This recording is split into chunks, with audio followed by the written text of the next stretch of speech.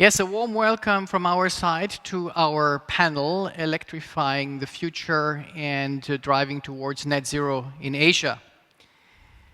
For the automotive and mobility industry, this decade of the 2020s is the most disruptive and the most revolutionary that the industry has seen in the 125 years of existence.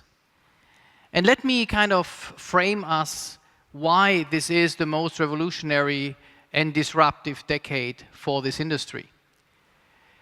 When we look at the development of powertrains, I think if the slides would move, that would be perfect. If we look at the development of powertrains in light electric vehicle, two-wheelers, and other ways of land mobility, we actually see a massive sea change of powertrains, which you see on this chart between green and blue. Today, in 2021, gasoline and diesel still represent 85% of the world's light vehicle production and sales. Towards the end of the decade, and especially the middle of the next decade, this will have changed completely, by more than 60% of vehicles being battery electric vehicle or electric powertrains. At no point in history has there been such a dramatic change of propulsion and powertrain in this industry than in the next 10 years. Gasoline and diesel, which are the green and red and brown bars here, are going down to be marginal at about 10% of worldwide sales. Down from 85%. So 85% down to 10%, and more than 60% battery electric vehicles. Why is that?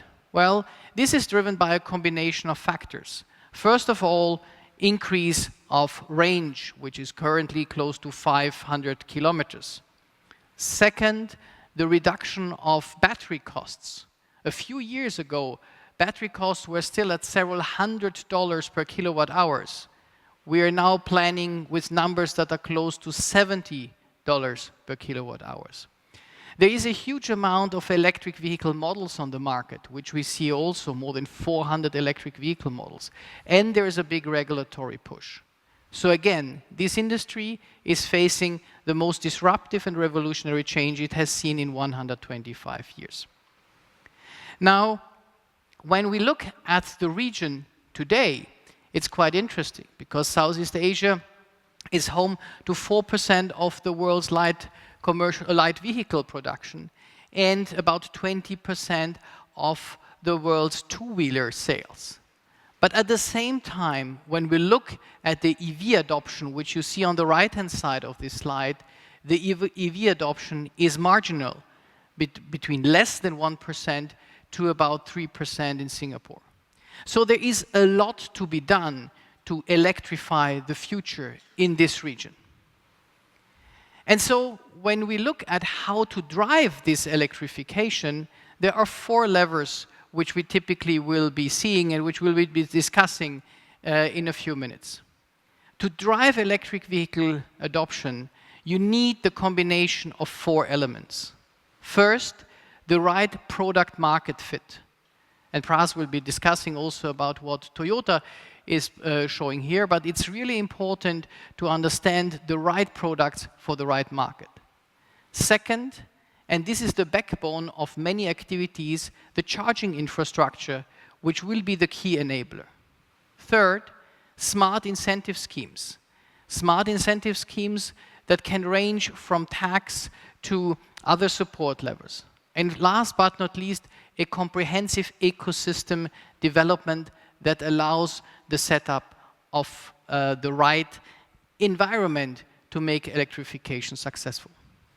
So to illustrate this, we'll have a perspective both from Pras from Toyota and Cheryl from Grab to see how such an ecosystem works, and then we'll dive into a more detailed discussion along each of these 4 dimensions. Pras, over to you. Thank you very much, Dr. Nikolaus, and thank you to Temasek to give us this opportunity to speak today and share a bit about Toyota's thinking related to electrification. So I think I am speaking or preaching to the choir when we say that climate change is absolutely one of the most critical issues that need to be tackled for humanity. And it needs to be tackled, as was mentioned earlier today, all hands on deck.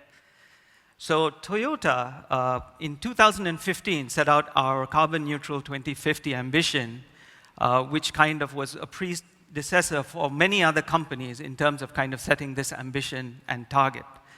And of course, in 2015, that was not the first time that we actually developed our battery EVs or EV vehicles. We've been working on this for many, many years before that.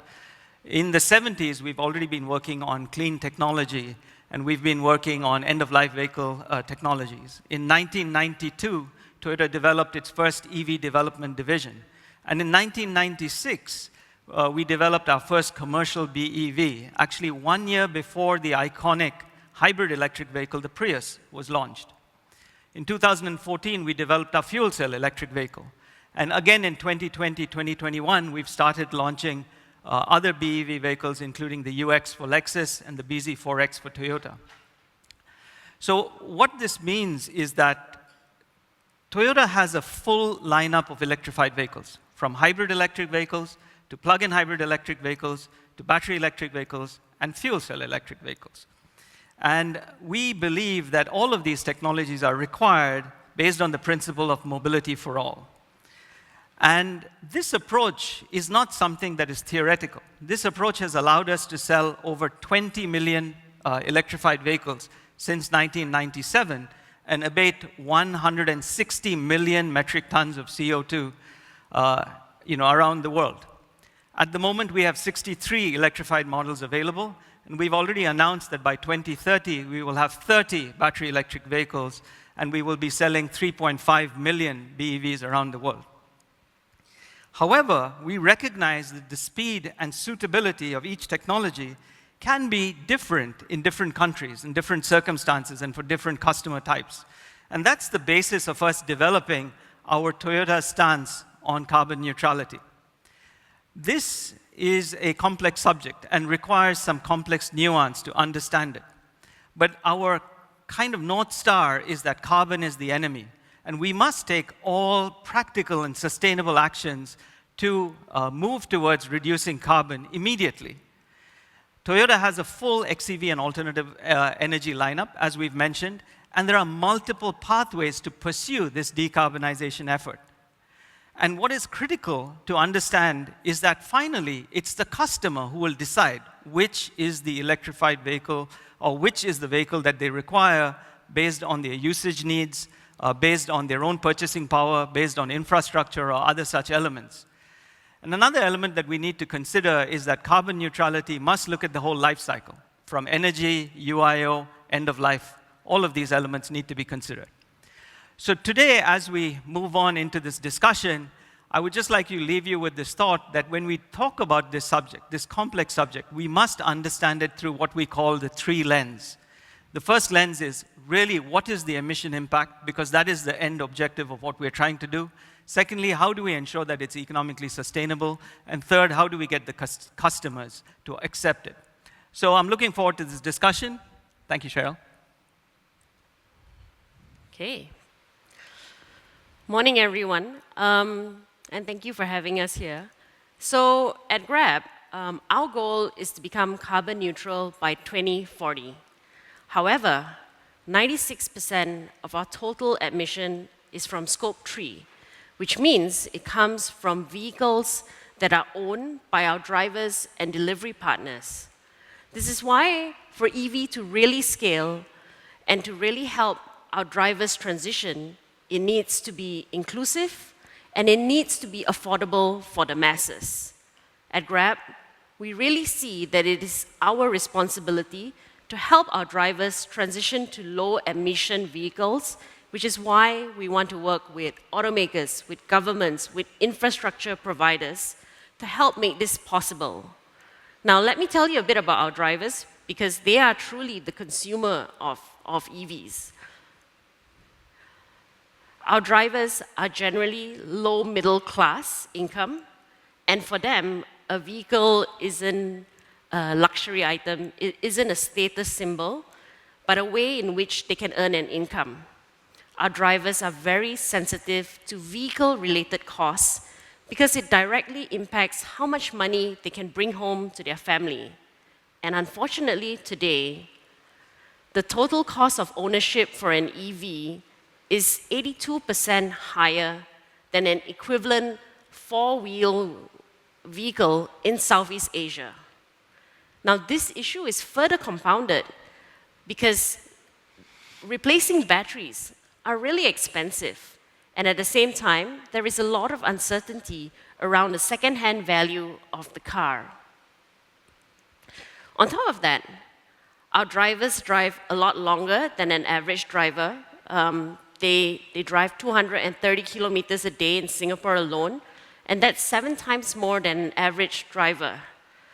This means that they also need to spend a lot of time charging their batteries in a charging station, and that eats into the time that they can spend on the road. That is lost opportunity cost to them. And since they frequently need to charge, they frequently need to think about mileage, range anxiety is real and something that truly makes them think before they transition to EVs.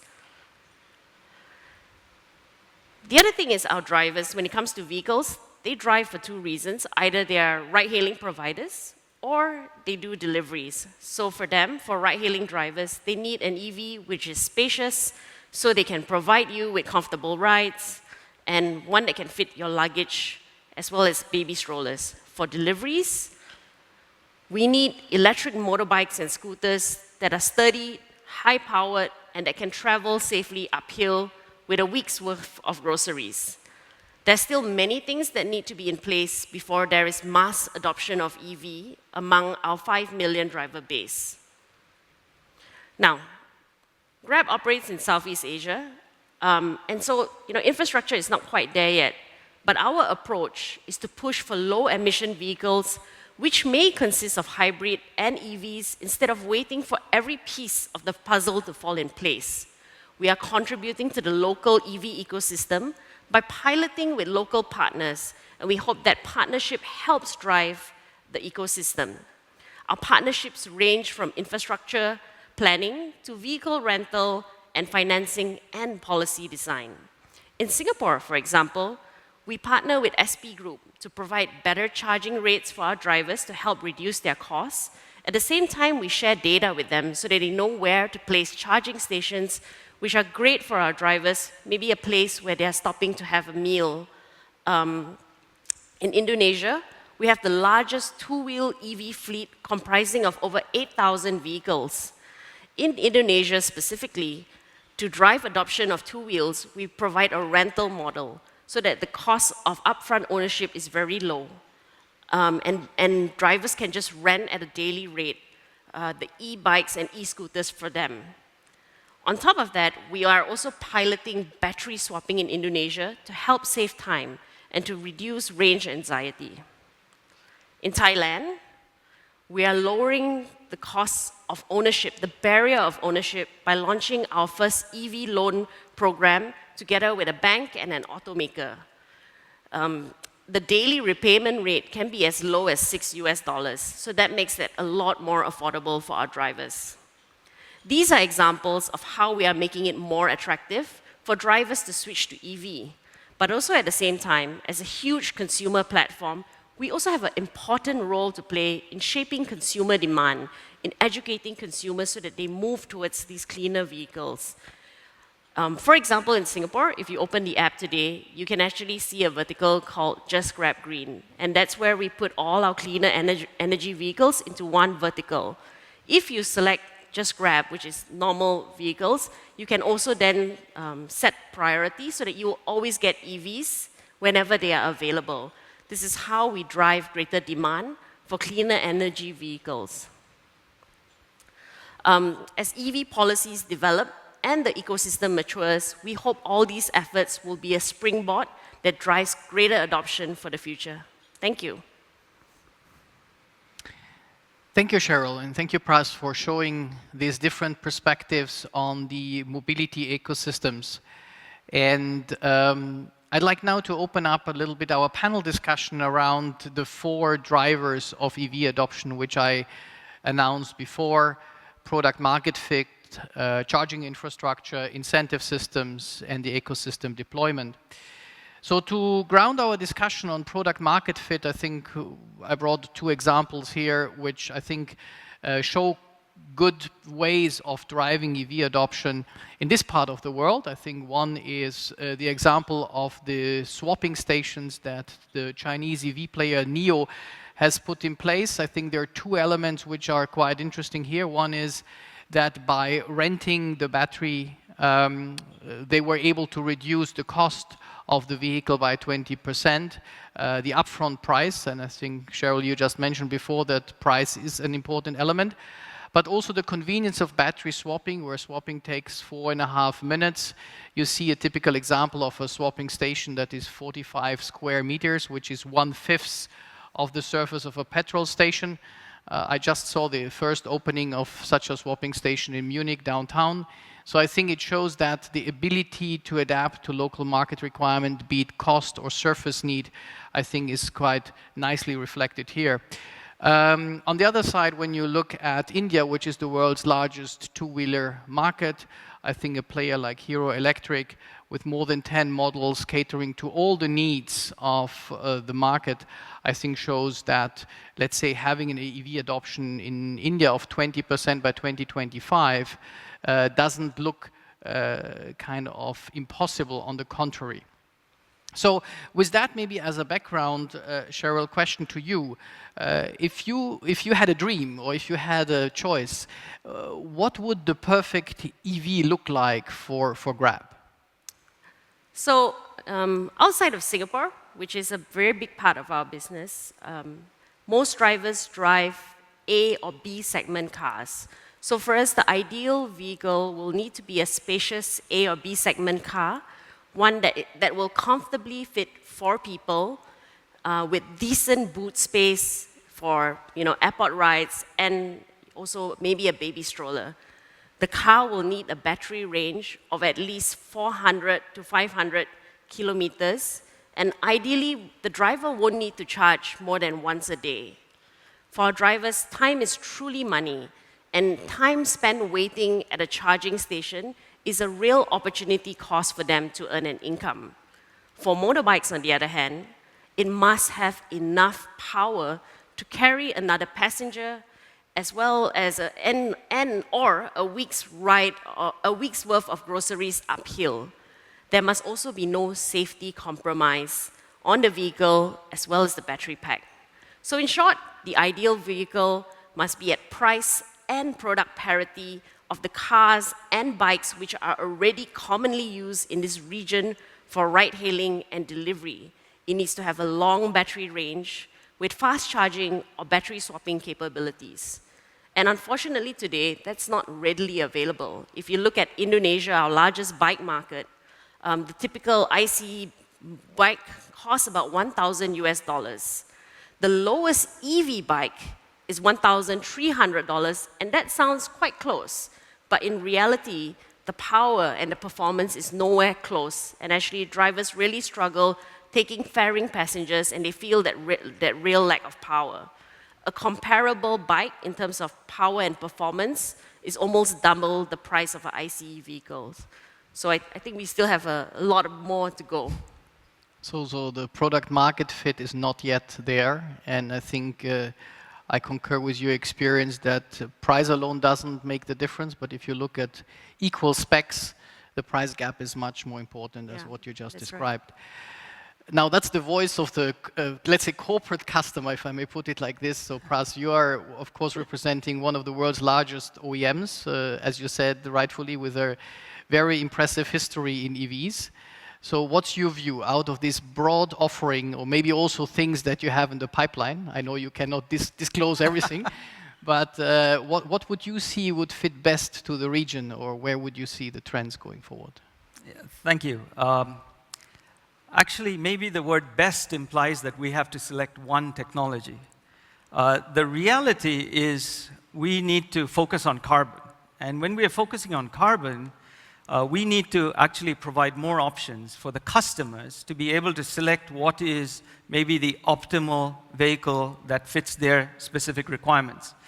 And our emphasis is on speed and scale. And when we talk about speed and scale, once again, I go back to the three lenses that I talked about earlier. We have to understand, especially in the Southeast Asian context, what these three lenses really mean. The first one, when we're talking about emissions, is we must understand, of course, a battery electric vehicle or a fuel cell electric vehicle is a very good vehicle for tailpipe emissions. But if you look at the well-to-wheel emissions and we start looking at the energy source as well, we do see that it is a little more difficult.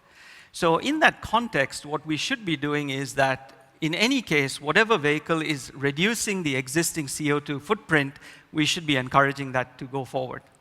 The second is the economic lens. And when we talk about the economic lens, we have to look at it from three perspectives. The customer, as Cheryl mentioned, we have a very, very diverse portfolio of customers in Asia. We have to be able to offer them a vehicle that they can afford. Until they can afford it, we get to the second key stakeholder for economic sustainability, which is the government. The government may have to subsidize the customer so that they actually are in a position to be able to afford the vehicle. The government must also subsidize the infrastructure and the entire transition that takes place, or maybe end of life. So the government has to actually have affordability and economic sustainability of the model. And the third is the industry itself. The industry must also be able to sustain this. So this is, of course, the economic lens actually talks about the sustainability of the model. Doing a few vehicles is easy, but doing a mass and scale is not easy. And then the third element is the customer. The customer has various issues. They have specific mobility needs. As was mentioned by Cheryl, maybe certain customers are talking about low price, more range. Certain people's are about transporting goods, maybe from farmers. We have to actually look at all of the customers and understand their usage needs. Secondly, we have to understand also what is their affordability. What can they afford, as I just mentioned, on economic areas, or what is the charging time, what is the range, and also other concerns that they have related to, for example, issues on safety. So we have to kind of continuously talk to them, educate them, and in some ways make sure that we're enabling all of these three lenses. But the key point, and I wanted to, sorry, it's a bit of a circuitous answer to your question, but when we start talking about what is the best technology, each of these technologies can play a role. For example, fuel cell can definitely already start playing a role for heavy-duty transportation, maybe luxury transportation, point-to-point. Battery electric can already do a lot of point-to-point transportation, logistics, first mile, last mile, public transport. Hybrid can be the mass electrification option. And we have other options like biofuels or hybrids, biofuel hybrids as well, which we need to start thinking about actively. We should not make this an either-or discussion. This is a question of doing everything that we can to reduce it as quickly as possible. I think yesterday, for those who joined the dinner, Dr. Ernest Moniz also mentioned carbon dioxide is cumulative, which means we have to start taking it out as soon as possible rather than wait. We should not let perfect be the enemy of good. So we should do what we can as quickly as possible. Great. And I think, as you said, the multiplicity of technologies is something we need to be aware of. It's not just a monodimensional perspective. So moving on to the second dimension, charging infrastructure. And I brought just a few facts and figures here, which I found particularly interesting because when you would ask most of the people and saying, well, which is the country which is most advanced when it comes to electrification and charging infrastructure, many people would say Norway. Well, Norway has been beaten by another small country in Europe, which is actually Netherlands. Netherlands has 3.8 charging points for every 1,000 inhabitants, far away from, let's say, the US or China, which are in the 0.3 or 0.6 area. Now, what did the Netherlands do and what shows how infrastructure can work? Well, it is a kind of really combined activity of government and public and private enterprises that have allowed to move forward. So first of all, bringing together 6 state-owned grid operators to really set up a joint grid. then pushing massively the interoperability of the players, meaning that whether you are with Vattenfall or Engie or Statnett or anyone else, you can charge wherever, whenever you want. And this was only possible by putting in place a mandatory back-end solution that each of these grid operators had to follow. There was also a land and grid support to attract private players. So the state was given land for free for 8 years to set up charging points. It was mandating the grid operators to connect these charging points. And at the end, they put up a price ceiling to ensure consumer affordability. So quite a, I would say, decisive action that brings Netherlands to the top of the countries with the highest charging infrastructure per population. Now, and I'm also coming to one of the questions we have here from Kyle with regards to battery swapping. So, Cheryl, you have been running battery swapping pilots in Indonesia. And there's always a question, is this a viable solution or isn't that a viable solution? And notably, Kyle has shown this here. What's your experience? What's your view?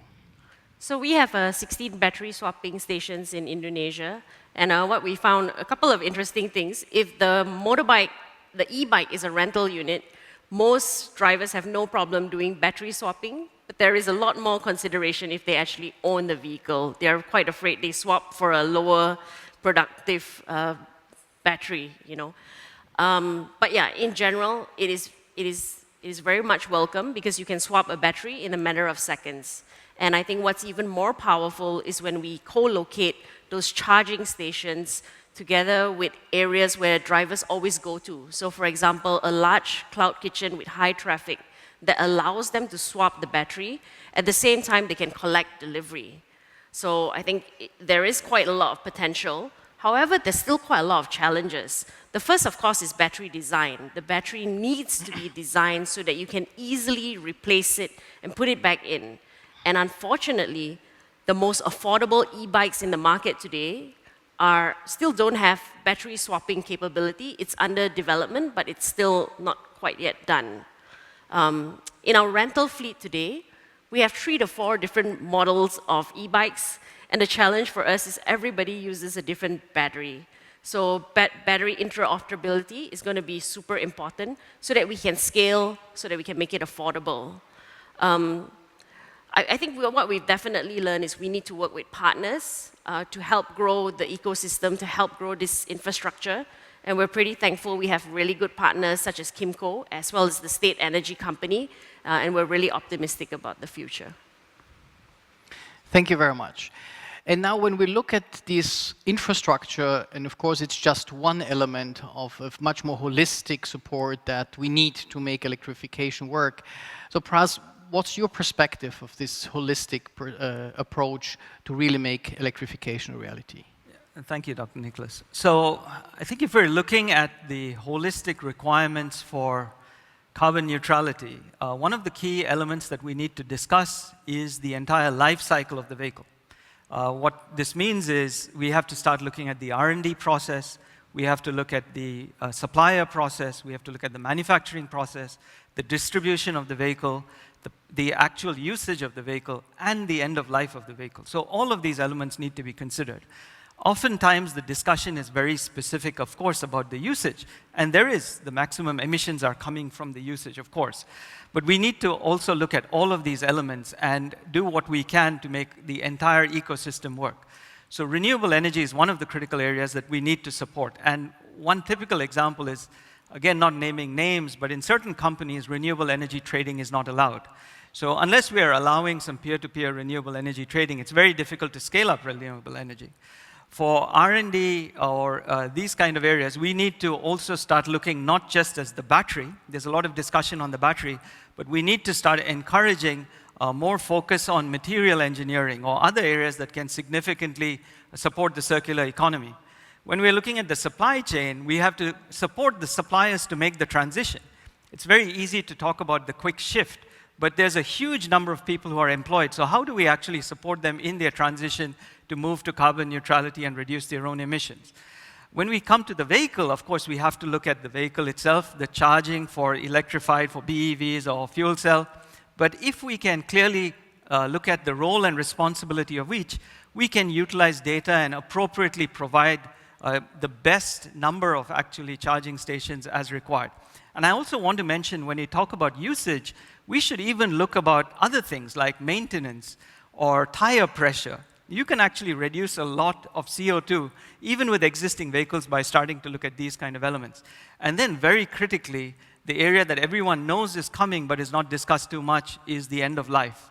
How do we manage end of life? How do we encourage people to take out older vehicles, move to newer vehicles, or how do we also manage 3R, like reuse, recycle, rebuild for the batteries, which is a really huge issue that we need to think about going forward.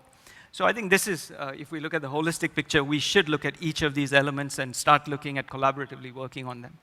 Thank you.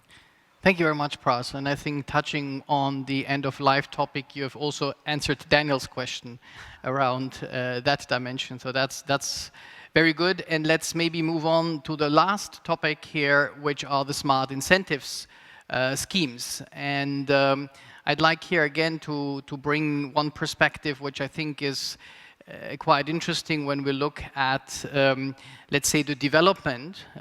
Norway was not on the top of the list when it comes to infrastructure charging, but it's on the top of the list of sales of battery electric vehicles and plug-in hybrids at 86% of sales. And I think Norway is a great example because in 2012, I led a project there and we were still thinking about how quickly this adoption curve would go. And 10 years later, we are at an 86% penetration rate of electric vehicle, followed by other countries. But here again, I think it was a combination of very heavy tax levy for ICE purchases versus no tax for electric vehicles. Yeah? I remember back in 2014, a Tesla S costed as much as a Volkswagen Golf. Yeah? So I think that's the difference you could see. VAT exemptions, discounted tolls, 60% discount, free charging. Free usage of bus lanes. So I think there was a very concrete and combined effort to support electrification. So with that, I'd maybe go to Pras with a combined question. So one which is also coming from the audience quite importantly is, on one side, Toyota has been active around the world and you've seen many incentive systems. The question is, which one or which approach did you see as the most interesting one? And there is also a question from the audience, which is highly voted, which is the retrofitting of vehicles, like to make them battery electric vehicle, a more viable solution than having brand new models?